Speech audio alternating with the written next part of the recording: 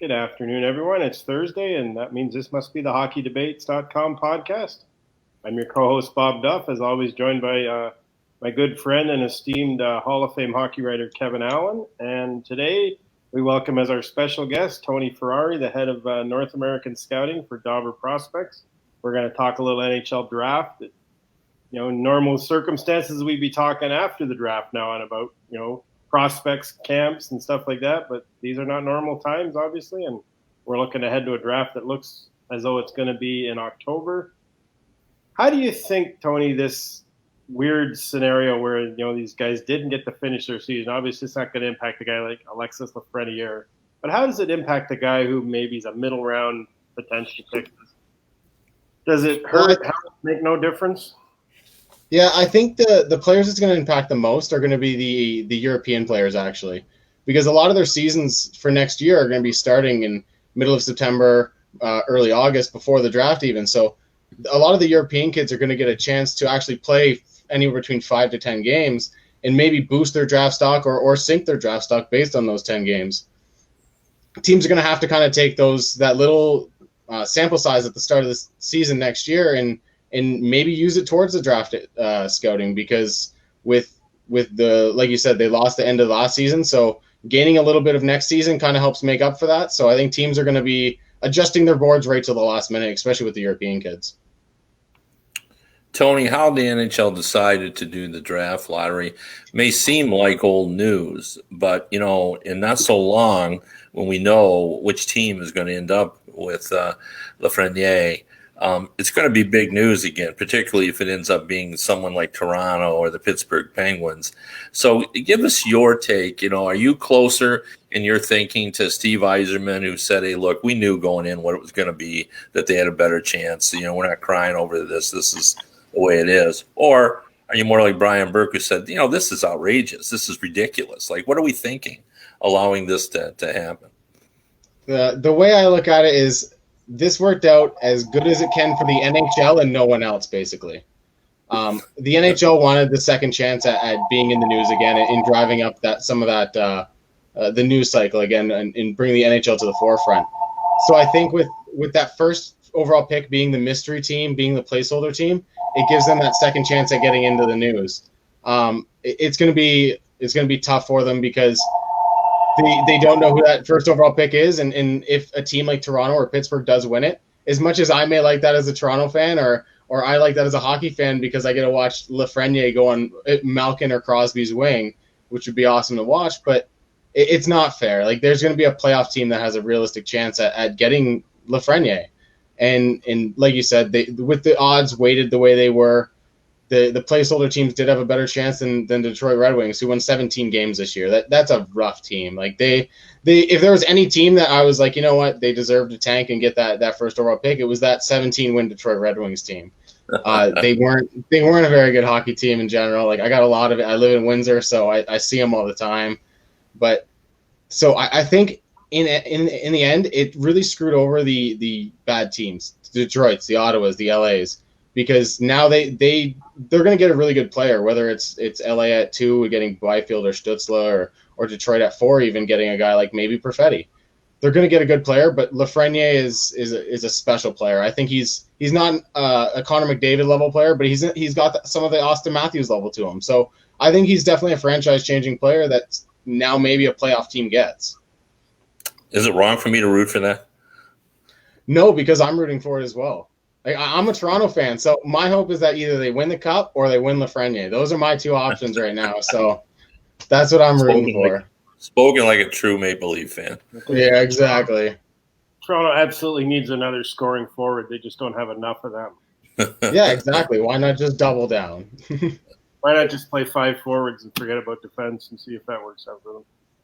Well, if you put Morgan Riley and Tyson Barrie out there, you might as well have 5 forwards. Well, yeah, that's kind of what they're doing now. They're just not calling them forwards. They're calling them defensemen. Yeah.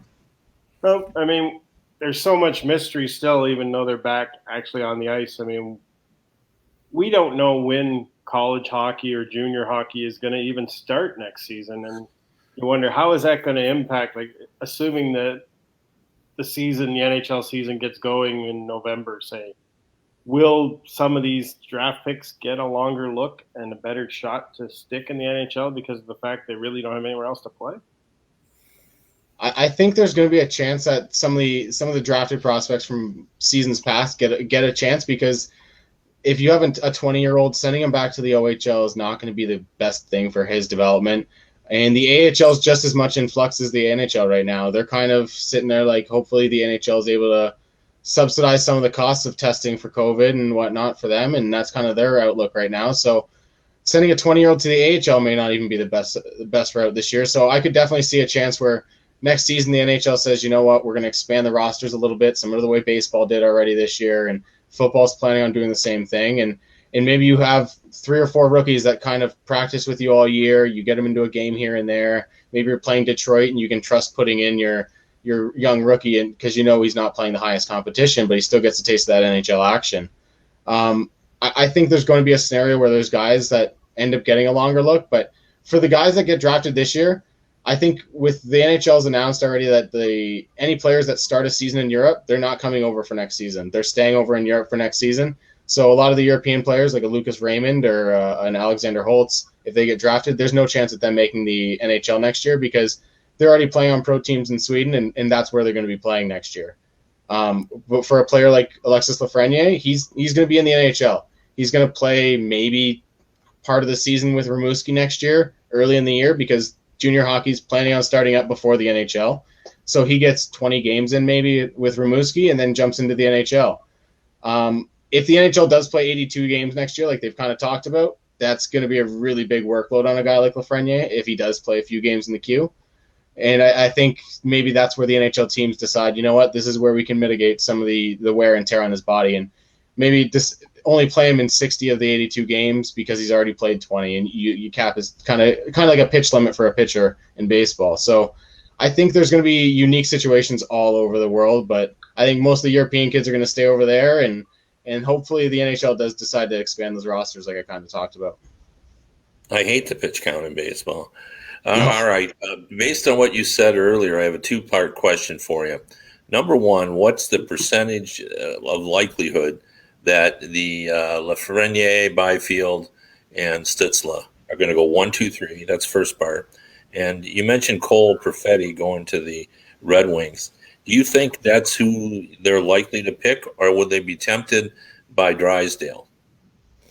So I'll start with the first question as to 1, 2, 3. I don't think it's going to go that way. I think Stützle is getting a little bit of media hype, and he's getting a little bit of the hype in the public sphere right now. And Bob McKenzie's rankings don't lie, and scouts like him in the top 3. But I've talked to a lot of scouts myself that there are knocks on Stützle's game, and there is concern that he was playing in the DEL, which is the German league, and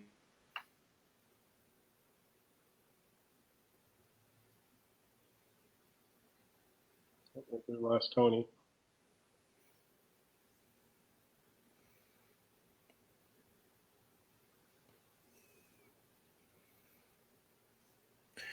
Boy, I think we were about to get some really good insight there. Well, hopefully we get him back. And Yeah.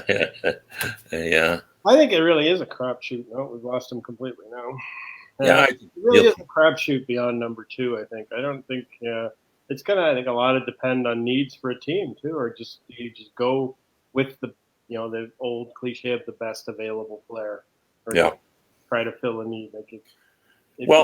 I've heard as well that some people aren't as enamored with Stützle, not because he's in the German league, because we've had good players. In fact, the Red Wings took one last season. Sider came out of the German league, but just for the fact that they just don't see him as having the same level of impact. So anyway, we'll hear from Tony now. So hey, sorry about that, guys. Nope. Disconnected there.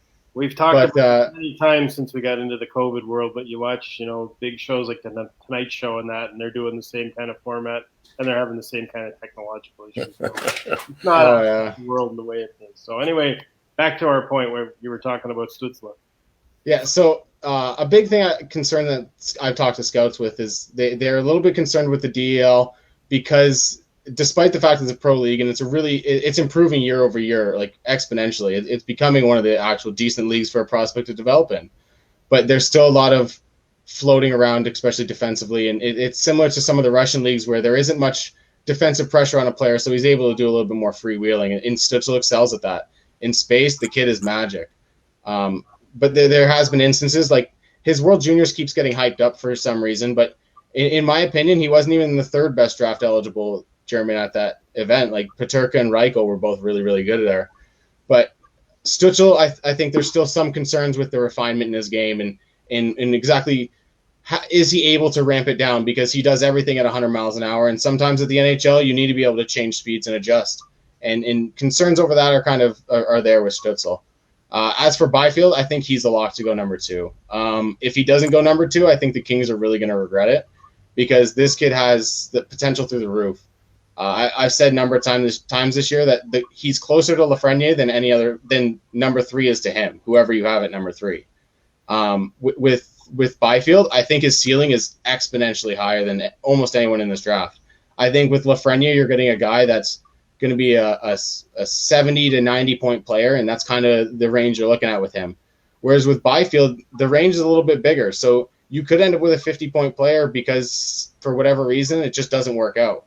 But if everything works out and his skills start to translate and he really starts to refine his game, he's going to be a guy that can be compared to a guy like Evgeny Malkin or someone like that. He's a big playmaking center. He's got all the skill in the world.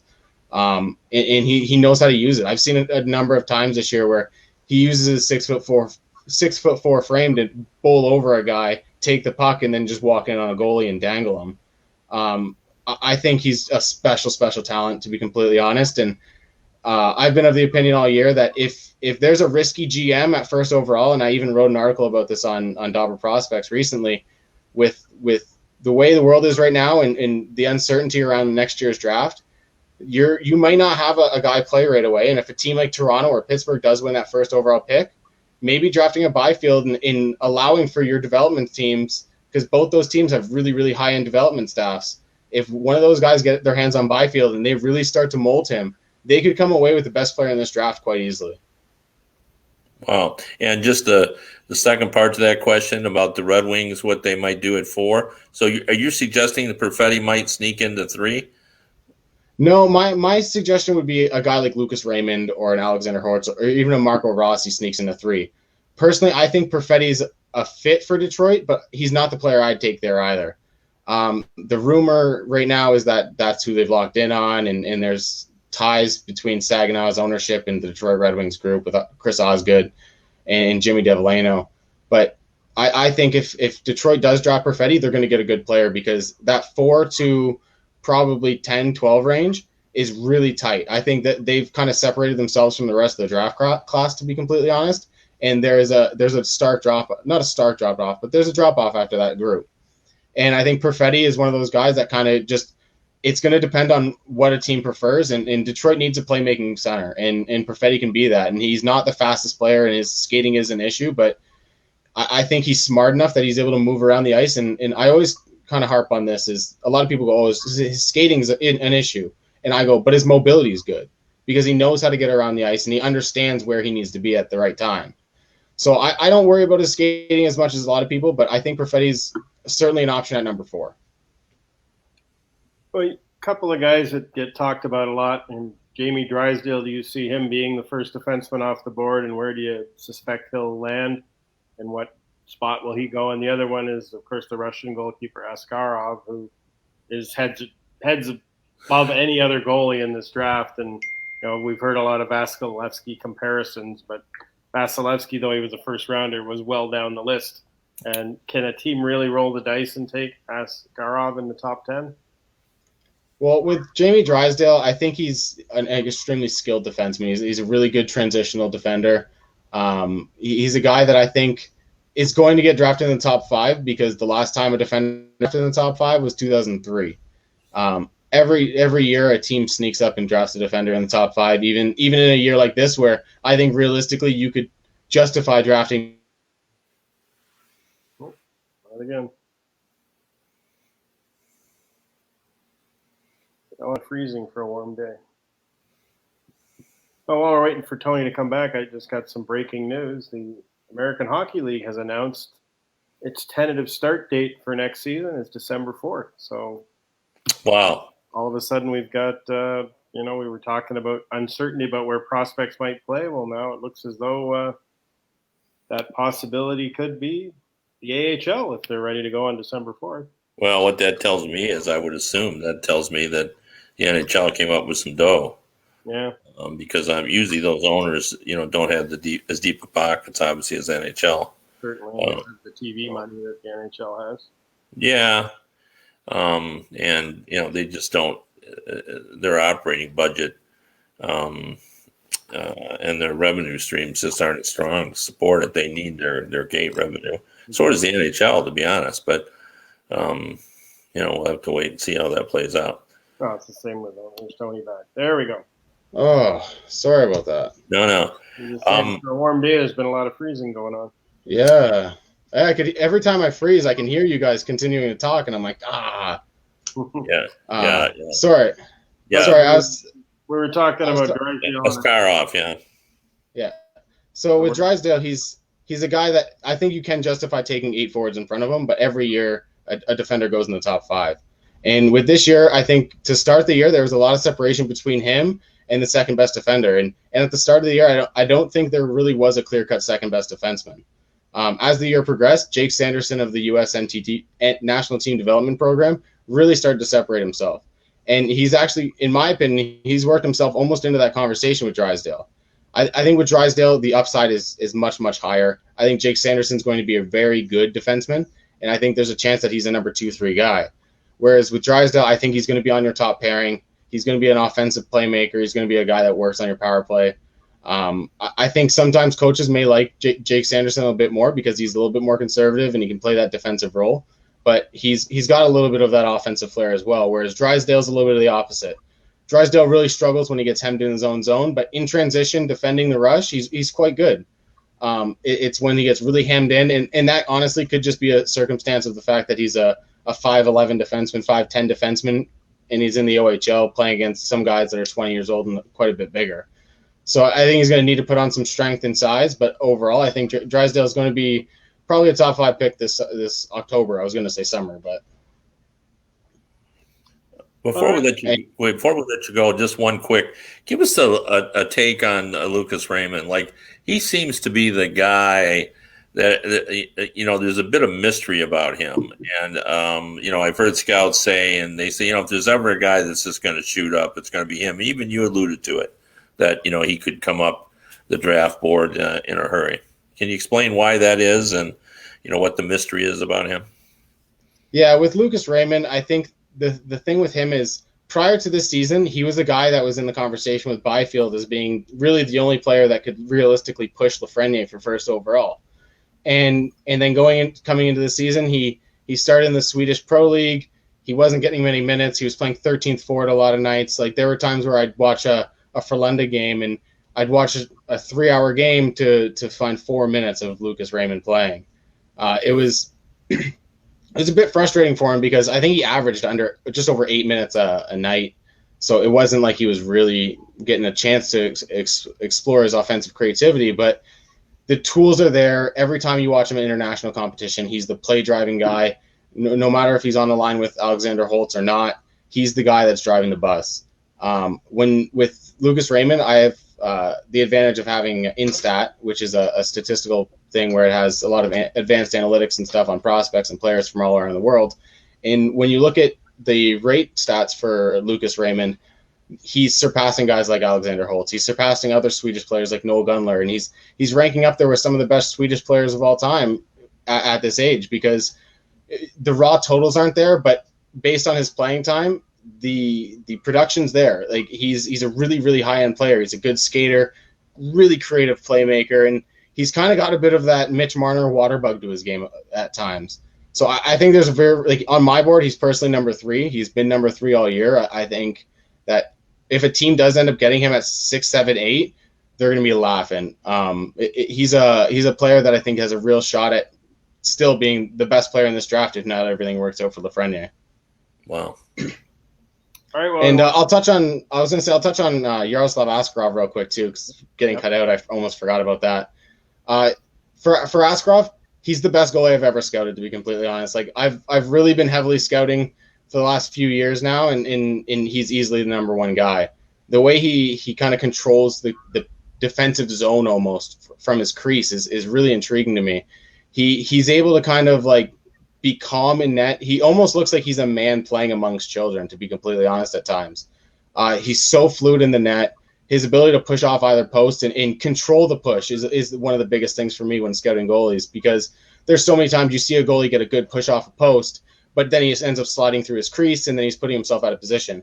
Askarov has the ability to stop up in that slide and slide the opposite way to react to a bang-bang play or something. His glove is some people are nitpicky and it's a concern, but overall, I think the kid's just got the entire package you want in a goalie, and he wins everywhere he goes, whether it's the Hlinka, the World Under-18s last year as an underage player.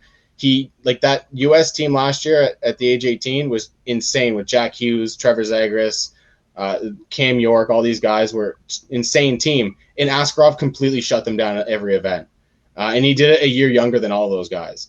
I think Askarov is a really, really special goaltender, and there's a lot of people that say that, with a goalie, you can't take a chance on him because he's going to be 3-4 years away. With Askarov, I think he's 2 years away. I think he's just as close as a lot of the prospects in the 10 to 15 range that you're going to be drafting anyways. All right. Well, we appreciate all your insight today, Tony. And as we get closer to the draft, we'd love to have you back. And thanks a lot, and have a great day. Yeah, thanks a lot. No problem. Okay. Really good stuff. Say the story he was telling about, seeing him Raymond for 4 minutes of a 3-hour game reminded me of a story Jim Nill told me one time about going to Finland to scout a goalie, and he was going up with the Red Wings European scout, and he said, "We got to go early." And Jim said, "Why? Traffic bad?" He says, "No, we got to get to the warm-ups. The guy never plays." yeah. I've heard that, Pekka Rinne was discovered sort of like that, where, he was just the backup goalie, and they had gone to see someone else, and they really liked him. Or there's some story anyway like that. But anyway, it was great to draft insight, and he went longer than usual. I think we ought to probably give ourselves an extra 5 minutes just so we'll go over the qualifying series, and then maybe do it in lightning round fashion. But we'll probably do 35 minutes in order to fit them all in. Absolutely, and we'll start with the Eastern Conference, where we'll start right with the heaviest favorite in any series are the Pittsburgh Penguins. DraftKings has them at odds of -235 to take out the Montreal Canadiens. And you hear a lot of talk about the Canadiens pulling an upset. I think people are just waxing romantically Habs fans about the 2010 playoffs. I just don't see any way Pittsburgh loses this series unless they just have some kind of epic disaster in their roster over the next 10 days. Yeah, I mean, because everybody's talking about Carey Price, but, the Penguins have Mike Sullivan, who I think is the best coach out there right now. I'm not saying a lot because there's a lot of good ones. They got Sidney Crosby, they got Malkin, they got Letang, they got Gunsel back. There's a lot of weapons there. So I'm with you on that. Originally I thought they might be vulnerable just because it'd be such an incredible story if they lost and got in position to be in the sweepstakes for Lafreniere. And I just figured whatever would make the most people mad would happen, so they would probably lose. But I just can't see. Montreal just is not deep enough, is not talented enough. They have just too many holes. Then we go to an intriguing series, I think, Carolina and the Rangers. I'm going with the Rangers as the underdog at +110. I just think with the season that Artemi Panarin's having and Zibanejad, the Rangers have a history of owning Carolina. They won all 4 meetings this season. They've won a ridiculous number of games against Carolina over the past decade. Carolina can't win at Madison Square Garden. Not that matters in this series, but they can't beat the Rangers on the road, let's say, because they'll be playing them on the road again. But I just think this is a good upset bet right here. I like the Rangers a lot. Yeah, I want to believe in Carolina, but I can't get past the fact that I think the Rangers have better goaltending even with their young group.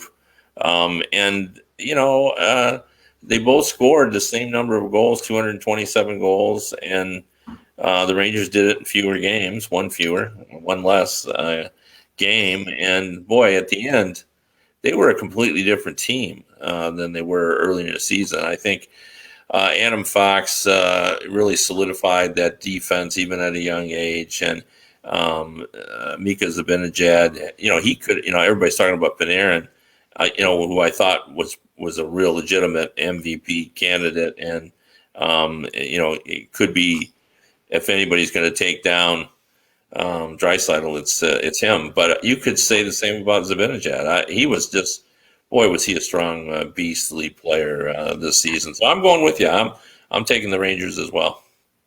Well, this next series is a bit of a toss-up, the Islanders and the Panthers. The Islanders are the minus 122 favorites. Florida's at plus 100. So the odds have been kind of fluctuating on this one. They were almost dead even recently between the two teams, that either one could win it. And I still think this is probably a toss-up, but I just think Florida, you saw their preseason game with Tampa Bay the other day. They look like the same Panthers. Something's not working. Something's not meshing right with that team. I don't know what it is. They've got a lot of talent. Bobrovsky hasn't been Bobrovsky since they signed him, and maybe he's one of these guys. Some guys, they sign a big contract, and it gets in their head, and they think they got to be better than they were instead of just being the same guy that they were that earned them that money. And I don't know. There's just something not right with that Florida team, so I'm going with the Islanders. I'm taking the Islanders. A lot of people are saying that because Joel Quenneville, he knows a lot about winning in the postseason. He certainly does, as we know, because of the success of the Blackhawks. But, he doesn't have the Blackhawks team there with him. And by that is, you love guys like Barkov and Huberdeau, who are great offensive players, but there's no winning culture there. At least I haven't seen it. And they just haven't figured out what's required in order to be a consistent, successful franchise. And their defense, to me, just lacks the it that's required to be successful. And I don't see them, coming together. And if there's one thing about a Barry Trotz team we know is they'll be hard to play against, and they'll, they're going to be all over Barkov and Huberdeau. This is a team that, can play defense when necessary. And Trotz will have them playing a very hard-edged defensive game. So I see that. I said earlier in the week I thought that they might be the closest thing to a lock in the Islanders, and it really isn't a lock here in the qualifying round. But I would put that the Islanders, give them the lock status.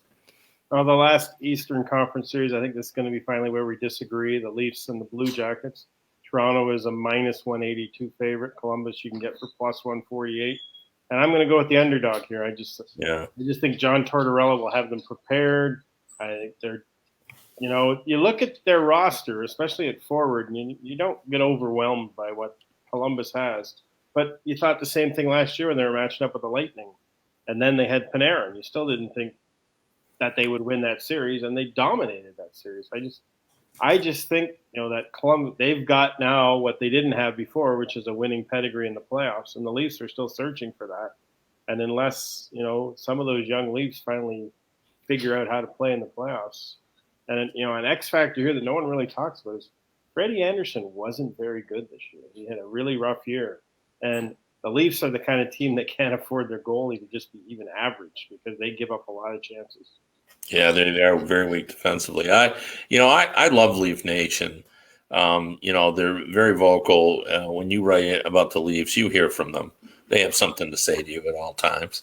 And I like that about them. But the one thing that I've noticed in all the years I've covered hockey is people who either root for the Leafs now or grew up rooting for them, they can't embrace reality when it comes to playoffs. And what they almost always do is predict against their team in the playoffs. Like I know several Leaf fans who are saying their team is doomed. That the Blue Jackets have replaced Boston as the team they can't possibly face because of Tortorella playing hard. And when it comes down to it, the Blue Jackets simply don't have anybody as talented as Matthews and Marner and Tavares. And I love the Blue Jackets. I love how hard they play. I love what Tortorella does with them and everything else. But I just see the Maple Leafs as being too talented. And do they have deficiencies? Sure. They don't know how to play defense like the Blue Jackets do, but boy, their offense is exceptional. So I'm going to give them the edge in this series. We're going to move out to the Western Conference now, and surprisingly, the team that has the best odds to win in the first round of the 4 series are the Edmonton Oilers, a whopping minus 200 to take out the Blackhawks. And you would have thought, because with Chicago's still got a lot of guys who have that Stanley Cup pedigree, you would have thought that this series might have played a little closer in the odds, but it seems like the Edmonton bandwagon's getting a lot of members. Yeah, they are. People want to see Connor McDavid in the postseason. I know I do, and I think it would be great for the league. And, I think there's just a feeling here that the Oilers are hungry. And, we had Eric Tahachek on our podcast earlier, and I thought he made a great point when he talked about, everybody talks about Connor McDavid and Draisaitl. But Darnell Nurse, he brought up as the guy who's really made the difference. Like, he's really developed into an upper echelon defenseman, and that's what they've needed. The big question, of course, for the Oilers is their goaltending, but I think it'll be strong enough to win that opening round series. The Blackhawks didn't even expect to be in the playoffs, and I think the psychology of that is going to be difficult to overcome. Like, they were looking to move pieces, and they did move some pieces at the trade deadline, so I'm not sure that they're mentally ready to make a playoff run. Now, this next series, I got to admit, I don't know who to pick. I've gone back and forth on this one. The Canucks and the Wild. I mean, Canucks are minus 121. The Wild are plus 100. So the odds makers are almost calling it even as well. I like Vancouver. I think they've got a great future. I just don't know. And we've talked about this all season long. Are they ready to take that step? And they keep showing they are. They keep, all season long, we kept waiting for them to collapse, to fall apart and sink out of the playoff race. And they didn't.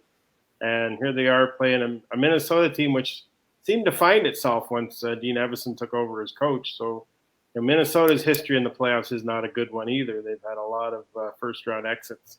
So is he finally the guy that can get this team over the hump? I'm still going to have to say I like Vancouver just a touch more.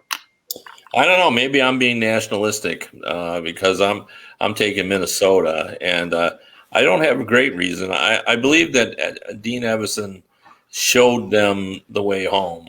He showed that Minnesota team how they needed to play to be successful.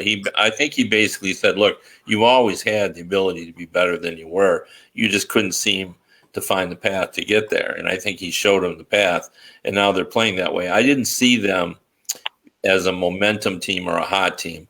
I saw them as a team that just found a different path, and that path is better suited for them. So, I kind of believe in them. I think Billy Guerin has done a decent job as a GM there. I think he, as sitting on top of the mountain, I think he inspires the group, and I think they're in a much better place than they were a year ago. So I'm going to take the Wild in that one. Then we've got Nashville. They're a pretty big favorite over Arizona at minus 139, Arizona at plus 15. How do you think all this John Chayka stuff's going to impact the Coyotes? Is that going to cause any kind of unrest as they prepare for this? Any uncertainty about what's going on with our organization amongst I'm sure they're going to try to rally around it.